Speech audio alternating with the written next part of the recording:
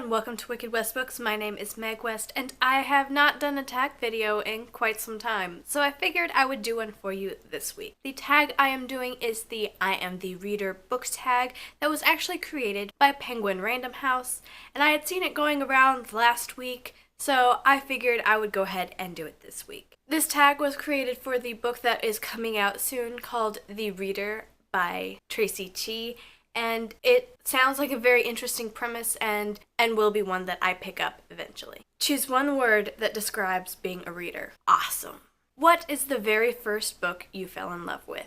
So like pretty much everyone, the first book that I fell in love with was of course Harry Potter, but I would never have continued reading if I had not loved my second choice as much. And that particular book, of course, I've got 6 copies of. It is The Golden Compass by Philip Pullman. Paperbacks or hardbacks? Yes, I like paperbacks because they are cheaper and you can buy more of them at a time. I like hardbacks because you can read them with only one hand while you're eating and doing other things.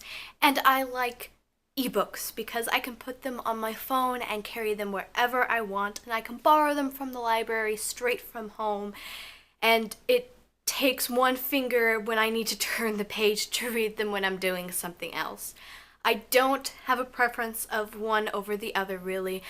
It's the story inside that matters, and I can get that in ebook, paperback, or hardback. How has reading shaped your identity? Well, honestly, it has probably made me more introverted than I ever was before, because if I can just find a quiet place to read, I don't feel the need to socialize with people around me, which might not be the best change in character going forward, but it is probably the most prevalent I have seen. What book do you read when you need to feel comforted? Romance novels of pretty much every kind. If I am in a reading mood and I want something that is urban fantasy with romance in it, I read Laurel K. Hamilton or Sherilyn Kenyon, but I'm also not opposed to historical fiction romance. Who taught you to be a reader? That would have to be one of my, I want to say first grade teachers. I don't exactly remember what grade I was in, but she actually started reading Harry Potter to the class out loud, and it's what really started off my reading. And if I hadn't have had that teacher, if she hadn't have read Harry Potter, this library would not exist, and I probably would be doing something else with my free time. Describe your dream reading lounge. One of the elementary schools I went to, I moved around a lot as a kid, had a rectangular building. It was longer. The classes went along the outside, and the very, very center of the building was the library.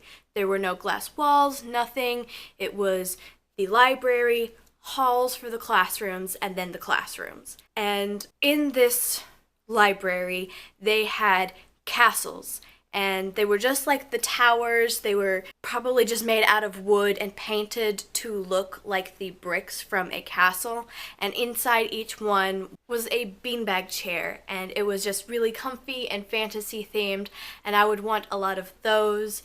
I would want an actual reading nook hidden behind some of the bookshelves that's completely hidden from the rest of the room. Lots of nice, quiet places to hide and read, and that is what I would want in my reading lounge. What book changed the way you act or see the world? I like to think that all of them do this at little pieces throughout your life. Depending on what you're reading, it could affect the way that you act, the way that you see people. One of the great things of reading is that you get to see other people's lives from a different perspective, and I like to think that I can empathize a little bit better with people around me because I have read so many different points of view from so many different worlds. And as I said before, I am perfectly okay with being alone, just sitting in a room and reading all day long. It is one of the most relaxing things I could possibly think to do. So that's it for this tag video, but they're not questions that I think I've ever answered on here before, so I enjoyed doing that. If you liked it, please give me a thumbs up. If you haven't subscribed to my channel already, please feel free to do so. I post videos every Wednesday, or else I lose books. And if you want to do this tag, I would love to see you do it, so leave a link down below for me to watch your video of it. Thank you guys for watching, and have a wicked day.